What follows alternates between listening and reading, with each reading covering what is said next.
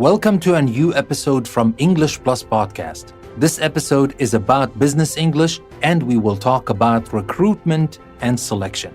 We will talk about recruitment, applying for a job, and selection procedures. But before we do that, let me remind you that you can find the transcript of this episode in a link I will leave in the description, and you will also find a link to Patreon, which you can take and become a patron of English Plus Podcast to support us and help us go on. And by doing that, you will get a PDF practice worksheet with every single episode we create, and there are more benefits coming your way in the coming weeks, which I will announce very soon. There's also another link that you can take and subscribe to our mailing list. By subscribing to our mailing list, you will get an updated version of our schedule every 2 weeks, and you will also get selected premium PDF worksheets as a token of gratitude for your subscribing to our mailing list. With that being said, let's start with our episode about recruitment and selection. Now, let's start with recruitment. The process of finding people for particular jobs is called recruitment, or especially in American English, is called hiring. Both recruitment and hiring have exactly the same meaning, and that is finding people for particular jobs and give them this job. Of course, you can say give a job to somebody, but we're talking about business English terms, how we can properly say them in English, or especially in a business English context, that is recruitment or hiring. Now, someone who has been recruited is called a recruit or a hire in American English. Now, it's all about this big word recruitment. Recruitment, we understand now what it is, but there's also recruit that we can use as a verb. So if you are recruited somewhere, you are a recruit. You are a recruit, that means you have been recruited, and especially recently. You don't call a person a recruit after 2 years of employment, of course. A recruit is a freshly hired person, a freshly recruited person. So you can use this word also to talk about this person who's been newly hired in the company and call him or her, obviously, a recruit, or in American English, you can call a hire. You can say, for example, this is the latest hire of the company, or this is the latest recruit of the company, the latest person they hired or they recruited. Now, the company employs or hires those people and they join the company. Now, a company may recruit employees directly or use outside recruiters. They might have their own recruitment department, especially for big companies, but some companies prefer to handle this. But some companies prefer to use outside recruiters. Now, recruiters can be recruitment agencies or employment agencies. That's what we call them. Obviously, outside recruiters, especially those who work with companies, they're not a team of one. Usually they are agencies, and some of them are actually very big. They usually take commission for finding the right person for the job and doing this on behalf of the company. We call them recruitment agencies or employment agencies. Both are the same thing.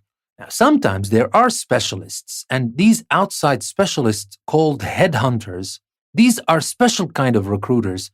These can be used to find people for very important jobs or persuade them to leave the organizations they already work for and come work for another company.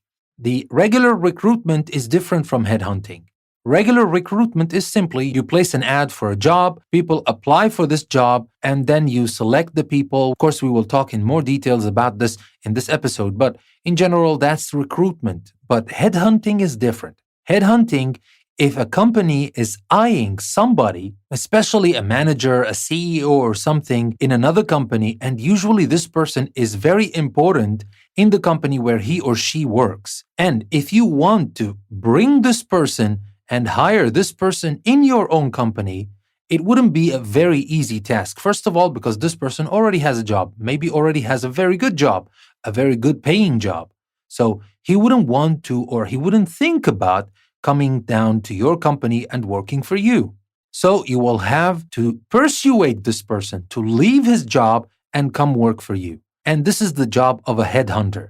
Now, for headhunting, there are some people who specialize in that. There are some recruiters, actually, who specialize in headhunting because those are big deals for big companies. So we said outside specialists called headhunters may be used to find people for very important jobs and to persuade them to leave the organizations they already work for.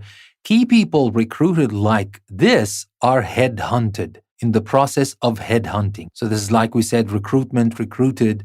If you recruit key people like this to work for your company, you can say that these people are not only recruited, of course they are recruited, but they're not only recruited, they are headhunted.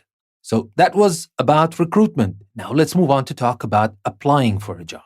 We talked about it from one aspect, and that is recruitment. Now let's talk about it from another aspect, and we will talk about it from the point of view of Fred. Fred is an accountant, but he was fed up with his old job. He looked in the situations vacant pages of his local newspaper where a local supermarket was advertising for a new accountant's position. So the first word I would like to focus on here is situations vacant pages. This is the place where you will find advertisements for job that you can apply for.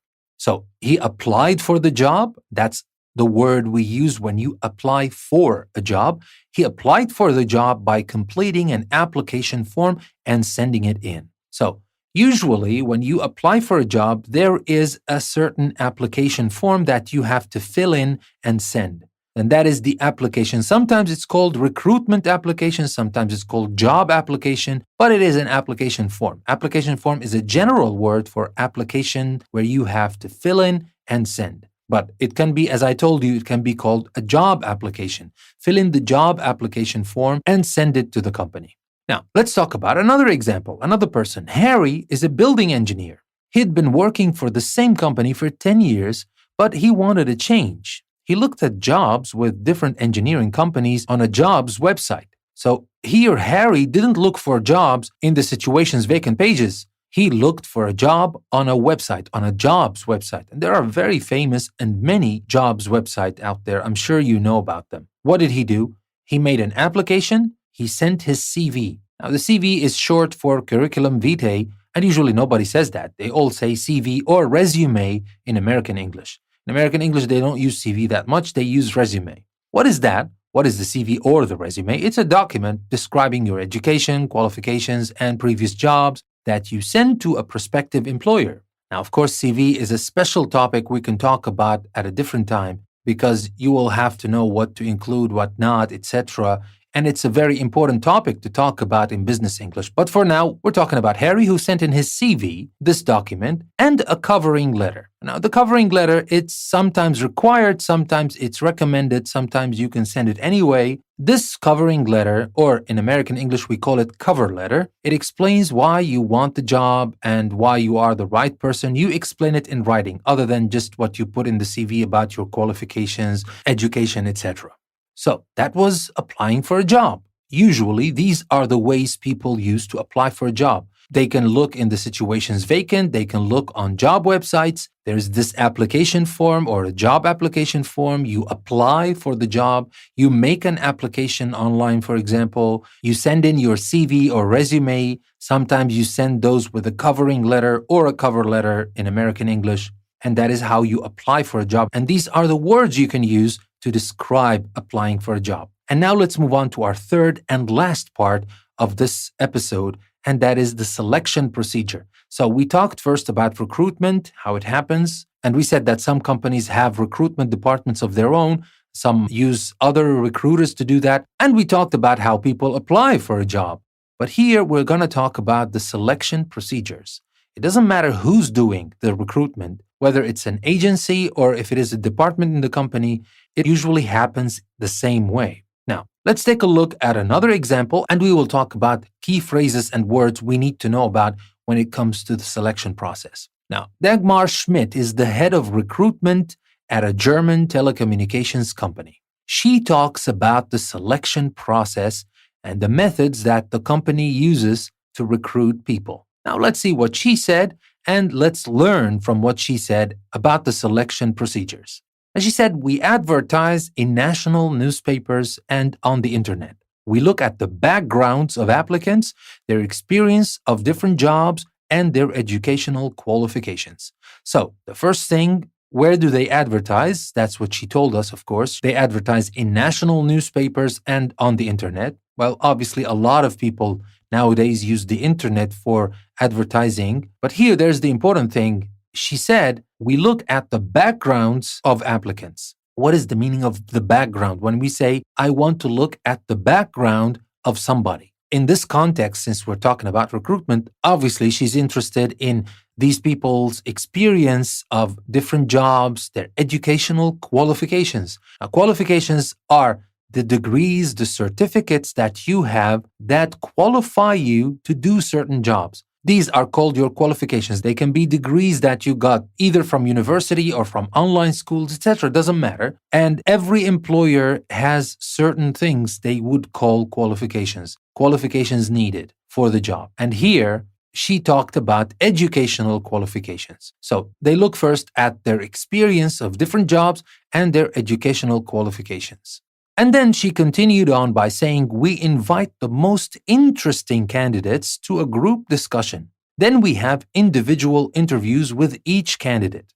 The head of the department is also present. We also give the candidates written psychometric tests to assess their intelligence and personality. So here, let me stop and focus on a couple of words. We talked before about recruits. Now, recruits are chosen. They were offered the job, they accepted. Now they join the company and they're called recruits. But before doing that, the people who apply for a job, and out of these people, say, for example, 10, 15, 100, the company is going to choose from those people 1, 2, 10, etc. So the whole pool is called candidates. When you are a candidate for a job, that means you are a potential. The company is going to choose who to recruit from those candidates. Not all the candidates are going to be given a job. Not all the candidates are going to be hired, but they are candidates. So here in our example, they choose the most interesting candidates. Some candidates, they are not even invited to a group discussion. But the most interesting candidates are invited to a group discussion and they have individual interviews with each candidate. It's not only a group discussion, there's also the individual interview with each candidate, and the head of department is there, and then they give the candidates written psychometric tests. Now, psychometric comes from psychology metric tests, but we use the word psychometric. We don't say psychology metric. So psychometric tests, what are they? These are tests to assess the intelligence and the personality of those candidates. They just want to get a feel of what the candidate is like, and of course, the interview, the individual interview, and the group discussion can tell them a lot about the candidates. Now, what do they do after this? She said, after this, we shortlist 3 or 4 candidates. We check their references by writing to their referees, previous employers, teachers, and so on, that candidates have named in their applications. Here, after they do this, after the group discussion, the individual interviews, the psychometric tests, they even shortlist. That means they choose from these candidates that might be, as I told you, 20, 100, it doesn't matter. They shortlist, they choose the best of the best because already those candidates were the best of all the people who applied for the job. And then out of these candidates, they shortlist 3 or 4 candidates. So the best of the best, but that's not all. They just need one. They want one of those. Now, to be able to decide, they check something else. Not only their experience, their educational qualifications, psychometric tests, etc. They check their references. They check their references by writing to their referees. Now, referees are those people who are usually previous employers, teachers, and people you put in your CV as references to you. So the recruiters can contact those people and ask about you. And here, after they shortlist 3 to 4 candidates, that's something very important. They check their references by writing to the referees. And if the references are okay, she says, we ask the candidates to come back for more interviews. So if everything is okay, they come back for more interviews. Finally, we offer the job to someone. And if they turn it down, we have to think again. Some applicants may get other job offers at the same time as ours. If they accept it, we hire them. We appoint someone only if we find the right person. So here, finally, after doing all this, after checking all these things, they offer someone the job. If they turn the job down, if they say no, if they reject, now sometimes they reject because maybe the salary is not that good, or maybe, as she said, some applicants may get other job offers at the same time as ours, and then they see that other job offers might be better, so they just decide to turn down their offer. If that happens, they have to think again about other applicants, or maybe they could go to the short list, to those 3 or 4 candidates. They chose one to offer the job. Maybe if one of them turn it down, they may give it to one of these 3 or 4 shortlisted candidates.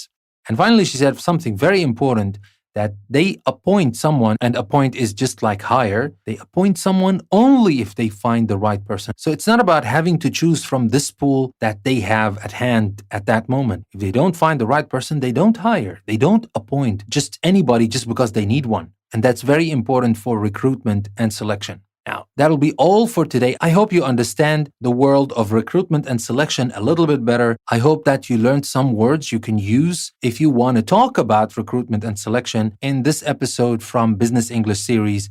Now, before I leave you, let me remind you that you can find the transcript of this episode in a link I will leave in the description. And you will also find a link to Patreon, which you can take and support our show by becoming a patron of English Plus Podcast. You will also find another link that will take you to our mailing list. You can subscribe, and by subscribing, you will get updates every 2 weeks, and we will select some of our premium PDF practice worksheets and send them to you as a token of our gratitude.